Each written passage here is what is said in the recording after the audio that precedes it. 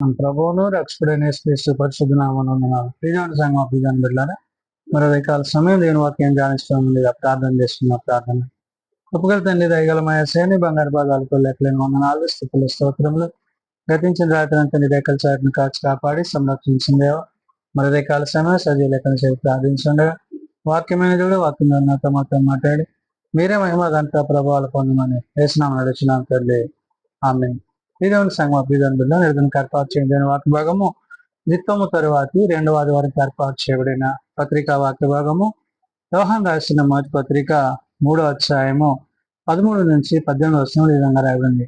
నిత్యము తరువాతి రెండవ ఆదివారం కొరకు ఏర్పాటు చేయబడిన పత్రికా వాక్య భాగము యోహాను రాసిన మొదటి పత్రిక 3వ అధ్యాయము 13 నుంచి 18 వచనంలో ఈ విధంగా రాయబడినవి.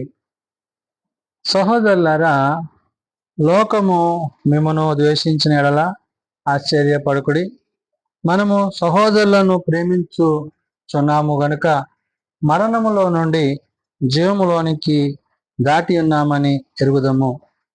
పౌలు తాను పత్రికలు రాసినప్పుడు కూడా మరణములో నుండి జీవములోనికి అని అనేక సార్లు మాట్లాడాడు. ఇక్కడ భక్తులైన యోహాను కూడా మరణములో నుండి జీవములోనికి అనే మాటని ఇక్కడ ఉదాహరించాడు. అంటే క్రీస్తులో సత్యముతో ప్రేమతో మనం జీవించినప్పుడు ఆయన మొదలు మనం ప్రేమించి ఆ ప్రేమకు ప్రతిగా మనలను ఆయన ముందుకు నడిపించాడు.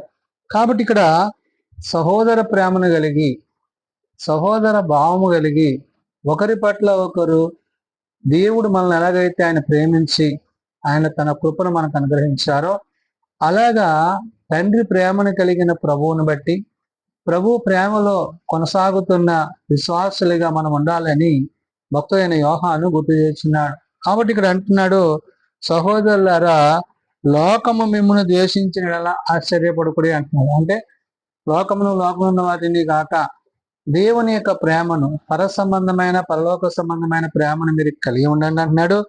మనము సహోదరులను ప్రేమించుతున్నాము కనుక అనేదంటే నిన్ను వలె నీ పొరుగు వారిని ప్రేమించమని దేవుడు వాగ్దానం మీద ఇచ్చి ఉన్నాడో ఆ వాగ్దానాన్ని బట్టి ఇక్కడ యోహాను చెప్తున్న మాట, మనము సహోదరులను ప్రేమించున్నాము కనుక మరణములో నుండి జీవములోనికి దాటి ఉన్నామని ఎరుగుదామని. అంటే మరణములో నుండి అంటే ఈ ప్రేమ మనలను జీవములోనికి నడిపించేది, అది శాశ్వతమైన జీవాన్ని ఇచ్చేది. అంటే నిత్యత్వంలో ప్రభువుతో పరిశుద్ధాత్మతో తండ్రితో మనము సదాకాలము జీవించే ఆ యొక్క జీవితాన్ని పరిశుద్ధాత్మ దేవుడు ఇవ్వబోతున్నాడు అనే విషయాన్ని యోహాను భక్తుడు ఇక్కడ గుర్తు చేస్తూ, ప్రేమ లేని వాడు మరణమందు నిలిచి ఉండును అంటాడు. అంటే ఎవరైతే ప్రేమ లేకుండా ఉంటారో, అంటే ప్రేమ లేకపోవడం అంటే ప్రభువు లేకపోవడము, వాక్యము లేకపోవడము, విశ్వాసము లేకపోవడము, నీతి లేకపోవడము, సత్యం లేకపోవడము. ఎందుకని ఆయన మనల్ని ప్రేమించి మనలను ఆయన తన కృప చేత నింపి ఉన్నారు కాబట్టి ఆ ప్రేమకు తగిన వారముగా మనము జీవించాలని భక్తుడైన యోహాను గుర్తు చేస్తున్నాడు. తన సహోదరుని ద్వేషించువాడు నరహంతకుడు.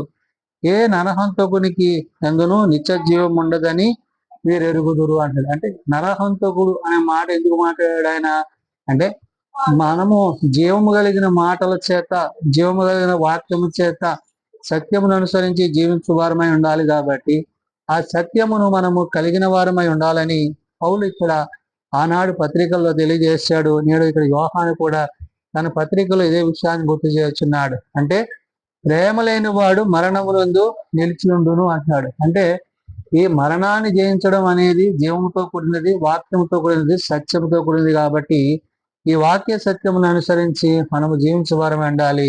తన సహోదరుని ద్వేషించువాడు నరహంతకుడు అంటున్నాడు. అంటే నరహంతకుడు అనగా అర్థం ఏంటంటే ఆత్మ సంబంధమైన ఆత్మీయ స్థితి లేని వాడిగా తన లోకముతో పాపముతో జీవించువాడై ఉన్నాడనే విషయాన్ని చెప్తూ, ఏ నరహంతకుని యందును నిత్య జీవం ఉండదని మీరు ఎరుగుదురు అంటున్నారు. అంటే నిత్య జీవానికి కావలసింది ఏంటి? వాక్యము. వాక్యధారిగా, శరీరధారిగా, ఆత్మరూపిగా మనం ఉన్నప్పుడు ఆ వాక్యం మనల్ని బ్రతికించి ఆయనతో పాటు ఆయన రాజ్యానికి మనల్ని చేర్చిన విషయాన్ని చెప్తున్నాడు. ఆయన మన నిమిత్తము తన ప్రాణము పెట్టెను గనుక దీని వలన ప్రేమ ఎట్టిదనేది తెలుసుకొనుచున్నాము.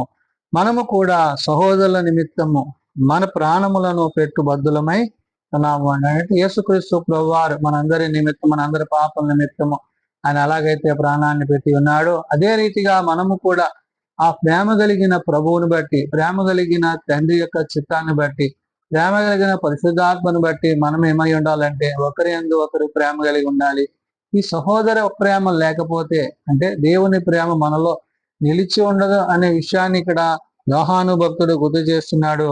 ఆయన మన నిమిత్తము ప్రాణము పెట్టెను గనుక దీని వలన ప్రేమ ఎట్టిదని తెలుసుకుంటున్నాము. ఆయన మనల్ని ప్రేమించిన విధానంలో ఆ ప్రేమ యందు మనం నిలిచి ఉన్నాము కాబట్టి ఆ ప్రేమ శాశ్వతమైనదనే విషయాన్ని గుర్తు చేస్తూ మనము కూడా సహోదరు నిమిత్తము మన ప్రాణములను పెట్టబద్దులమై ఉన్నాము. అంటే ఇతరుల కొరకు, అంటే నిన్ను నీవు ఎలాగైతే ప్రేమ కలిగి దేవునిలో జీవిస్తున్నావో అదే ప్రేమ ఇతరుల పట్ల కూడా నీవు కలిగి ఉండాలి అనేది యోహాను యొక్క ఉద్దేశము. అందుకంటే ప్రేమ లేకపోతే వాక్యము నీలో నిలిచి ఉండదు. కాబట్టి శరీరధారిగా వాక్యధారిగా యేసు ప్రభువారు ఈ లోకానికి ఆయన పంపబడి ఉన్నాడు. కాబట్టి ఇక్కడ ఏ మరణమైతే మానవుని మీద ఏలుబడి చేస్తుందో ఆ మరణాన్ని జయించి మనకి నిత్య జీవాన్ని ఆయన ఇచ్చి ఉన్నాడు. కాబట్టి ఇక్కడ అంటున్నాడు ఆయన మన నిమిత్తము తన ప్రాణము పెట్టాను అన్నాడు. కాబట్టి మనము మరణములో నుండి జీవములోనికి రావాలని ప్రభు ఎలాగైతే తలంచాడో అదే రీతిగా మనము కూడా ఏమేనంటే సహోదర ప్రేమ కలిగి ఉండాలంటున్నాడు. దీని వలన ప్రేమ ఎట్టిదని తెలుసుకుంటున్నాము. ఎలాగైతే ప్రభు మనల్ని ప్రేమించి చూపించాడో అదే ప్రేమ నేడు మనము కూడా సహోదరి నిమిత్తము మనం ప్రాణము పెట్టబద్దులమై ఉన్నాము అని. అంటే ఈ విధంగా దేవుని యందు విశ్వాసమందు వాక్యమందు మనం జీవించినప్పుడు ఆయన మనలను తన వాక్యము చేత ఆత్మ చేత నింపును. కాబట్టి ఈ లోకపు జీవనోపాధి గలవాడై ఉండి తన సహోదరునికి లేమి కలుగుట చూచియు అతని ఎడల ఎంత మాత్రమును కనికరము చూపని వాని యందు దేవుని ప్రేమ ఎలాగ నిలుచును అని. అంటే తన తోటి సహోదరుని పట్ల, తన పొరుగువాని పట్ల వాని అవసరత లెక్కర్లో అంటే తను కలిగి ఉండి కూడా మరి ఇతరులకు ఇవ్వలేని స్థితి ఉంటే గనక అది ప్రేమ కాదు అంటున్నాడు. అంటే తను కలిగి ఉన్న ఈ జీవనోపాధి సంబంధమైన అంటే ఇహలోకమందు అతడు జీవిస్తున్నప్పుడు తనకి దేవుడు అనుగ్రహించిన సమస్త విషయాల్లో ఆశీర్వదింపబడ్డ విధానాన్ని బట్టి దాన్ని ఇక్కడ అంటున్నాడు ఈ లోకపు జీవనోపాధి గలవాడై ఉండి అంటే తనకున్న సంపదలో ఆస్తిలో ప్రతి విషయంలో కూడా అతను ఏమై ఉండాలంట తన సహోదరునికి లేమి కలుగుట చూచి అన్నాడు. అంటే తన పొరుగువానికి తన సహోదరికి ఏదైతే అవసరత ఉందో అది చూచినప్పుడు అతని ఎడల ఎంత మాత్రము కనికరం చూపని వాని యందు అన్నాడు. అంటే ఒకవేళ అలాంటి ఇవ్వగలిగిన స్థితి ఉండి ఇవ్వకపోతే అంటే తాను తనకున్న దానిలో పంచలేని వాడిగా సహోదరిని ప్రేమించలేని వాడిగా ఉంటే అనే మాటను చెప్తున్నాడు. తాను ఎంత మాత్రమును కనికరము చూపని వాని యందు దేవుని ప్రేమ ఎలాగ నిల్చును అంటున్నాడు. అంటే అది శాశ్వతమైన ప్రేమ కాదు, దేవుని ప్రేమ కాదు. అంటే ఏంటి?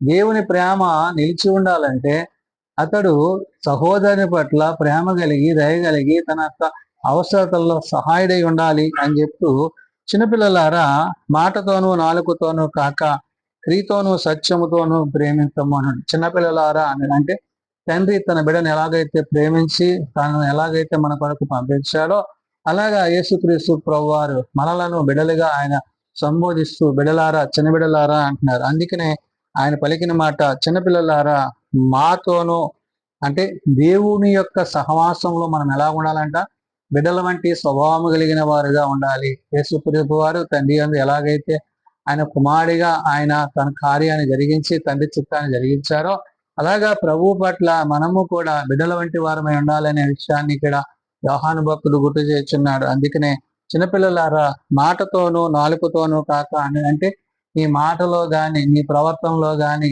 మరి ఎంత మాత్రమును అంటే దేవుని యొక్క చిత్తానికి తిరస్కరించేవాడుగా కాక క్రియతోనూ సత్యముతోనూ ప్రేమించమన్నాడు. క్రియలతో కూడిన సత్యముతో కూడిన అంటే క్రియలతో అంటే నువ్వు చేసే కార్యాలు దేవుని దృష్టికి అంగీకృతం కావాలి. అవి వాక్య సంబంధంగాను ఆత్మ సంబంధంగాను దేవుని యొక్క చిత్తాన్ని జరిగించేవి ఉండాలి. కాబట్టి దాని నిమిత్తం ఇక్కడ యోహాను గారు అంటున్నాడు చిన్నపిల్లలారా మాటతోనూ నాలుగుతోనూ కాక క్రియతోనూ సత్యముతోనూ ప్రేమించము అన్నాడు. ఈ ప్రేమ శాశ్వతమైనది కాబట్టి శాశ్వతమైన ప్రేమతో ప్రేమిస్తూ అలనాడు ప్రభు ఎలాగైతే మనల్ని ప్రేమించి మన పాపములను మనల్ని విడిపించి రక్షించాడో నేడు క్రీస్తు యొక్క ప్రేమలో మనము ఒకరి ఎడల ఒకరు సహోదర ప్రేమ కలిగి వాక్యమునందును విశ్వాసమునందును ఆత్మయందును కృపయందును కొనసాగుటకు దేవుడు తన సహాయం దయచేయనని యోహాను భక్తుడు చెప్తున్నాడు. కాబట్టి క్రియతో సత్యముతో ప్రేమించుడి అన్నాడు. అంటే క్రియ లేని విశ్వాసం మృతం కాబట్టి నీ యొక్క విశ్వాస జీవితంలో, ప్రార్థనా జీవితంలో క్రియలతో కూడిన విశ్వాసాన్ని, ప్రేమను, సత్యాన్ని నీవు కలిగి ఉండాలని చెప్పి భక్తులైన యోహాను ఆనాడు ఆ సంఘాలకు, నేడు సార్వత్రిక సంఘానికి తెలియజేసిన మాటలు. ప్రార్థన చేసుకుందాం. ప్రేమ నమ్మకం కలిగిన మా తండ్రి, కృప కలిగిన దేవ, మిమ్మల్ని నాయన శాశ్వతమైన ప్రేమతో ప్రేమిస్తూ విలువక ఎడబాయిక కృప చూపించు. నీవు మమ్మల్ని ఆదరించి సంరక్షించిన విధానాన్ని బట్టి వందనాలు. ఉదయకాల సమయము నీ ప్రేమను గురించి, నీ సత్యమును గురించి అయ్యా నీవు మా ఎడలో చూపిన కృపను బట్టి వందనాలు. నిజమైన ఆయన శాశ్వతమైన ప్రేమతో అయా క్రియలతో కూడిన ప్రేమతో మేము జీవించుటకు నీ సహాయం దయచేయండి. సహోదర ప్రేమలో నాయన మరి ఏమో నిన్ను కలిగిన వారముగా, నిన్ను ఎరిగిన వారముగా, నీ వాక్యం ముందు నిలిచిన వారమునటకు సహాయం దయచేయండి. ఎవరైతే నాయన ఇంకా నిన్ను ప్రేమించగా, నేను ఎరగక, నిన్ను తెలుసుకొనక తమ హృదయాలు కఠినపరుచుకున్నారో అటు వారికి మారు మనసు పాపక్షమాపణ దయచేయండి. చిన్నబిడ్డలు, యవనులు, పెద్దలు, వృద్ధులు ప్రతి వారిని దీవించండి. ఏ ఒక్కరు నశించక అందరూ మారు మనసు కలిగి పాపక్షమాపణ కలిగి నీ నిత్య రాజ్యంలో చేరగలందులో కట్టుకోక దయచేయమని, జీవం కలిగి నీ మాటల చేత జీవింపజేసి కృపవెంబడి కృప చేత కాపాడి సంరక్షించమని యేసు ఉన్నత నామములో ప్రార్థించి వేడుకొంచున్నాం తండ్రి. ఆమేన్. పరలోకమందున్న మా తండ్రి, నీ నామం పరిశుద్ధపరచబడుగాక, నీ రాజ్యం వచ్చుగాక, నీ చిత్తం పరలోకమందు నెరవేర్చినట్లు భూమి మీద నెరవేరుగాక. మానవ మాకు దయచేయం. మెడల ప్రార్థన చేసిన వారిని మేము క్షమించిన ప్రకారం మా ప్రారంభం క్షమించాం. శోధనలో తేకాల్సి తప్పించము. రాజ్యము, శక్తి, మహిమ నిరంతరము నీవైన తండ్రి. ఆమేన్. మన పరమ తండ్రి అయిన దేవుని ప్రేమ, ప్రభువైన యేసుక్రీస్తు కృప, ఆదరణకర్త అయిన పరిశుద్ధాత్మ సహాయం సదా తోడయండి సంరక్షించును గాక. ఆమేన్.